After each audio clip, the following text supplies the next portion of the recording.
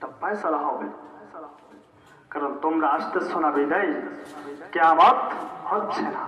একটু চিন্তা করেন, ছোট বাচ্চার দিকে যখন আমরা তাকাই, ছোট বাচ্চার দিকে তাকাইলে আমাদের মনে হয়ে যায় আজকে যিনি এখানে শুয়েছেন তিনিও তো একদিন এমন ছোট ছিলেন, তিনিও একদিন এরকম আস্তে আস্তে বড় হয়েছেন, তিনিও তো যুবক হয়েছেন, তিনিও তো ইয়ং জেনারেশন হয়েছেন, তিনারও তো মাত্র দাড়ি উঠেছিল, তিনারও তো দাড়িগুলো সবগুলো পেকেছিল, তিনিও তো আজকে আবার শুয়ে গেছেন।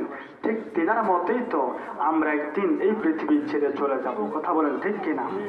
যাওয়ার আগে আমাদেরকে সবচাইতে বেশি মাথায় রাখতে হবে আমরা যেই জায়গা যাব ওই জায়গার কতটুক সম্বল হইলে আমার পরিমাণ, আমি যেমন গোসপা থেকে শিলমুড়ি এসেছি, যতটুকু পোশাকের প্রয়োজন ছিল ততটুকু আমি পরেছি। কথা বলেন ঠিক কিনা?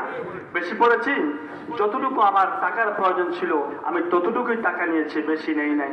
আমি যদি শিলমুড়ি থেকে কুমিল্লা যাই, আমাকে যদি কুমিল্লা যেতে হয় যতটুকু নেওয়ার ততটুকু নেব। আমি যদি ঢাকায় যাই, আমি ঢাকায় যখন যাব যতটুকু সম্বল নেওয়ার ততটুকু সম্বল নিতে হবে। আমি যদি ঢাকায় 2 দিন থাকি, 2 দিন সম পরিমাণ টাকা পয়সা আমাকে নিতে হবে। 5 দিন থাকলে আমাকে সেই সম পরিমাণ টাকা নিতে হবে। আমাকে যদি 1 মাস থাকতে হয় আমি সেখানে 1 মাস সম পরিমাণ টাকা পয়সা নিতে হবে।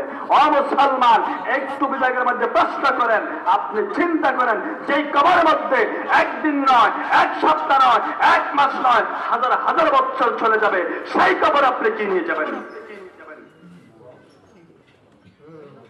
চিন্তা করেন। ওয়াজ তো লাগে না? ওয়াজ লাগে? কথা বলে ওয়াজ লাগে? কবরে কতদিন থাকবেন বলতে পারবেন? মাওলানা আরব আলী সাহেব বলতে পারবেন? মাওলানা মনির ইসলাম সালেহ বলতে পারবেন? আমি অধম গুনাহগার হোসেন বলতে পারবো? নয়, কোনো সুযোগ নাই। তাহলে যেখানে আমরা কত বছর থাকবো সেখানে মধ্যে কি সম্বল নিতে হবে, ওই সম্বলটুকু আমরা সকলে জোগাড় করে যেন মৃত্যুবরণ করতে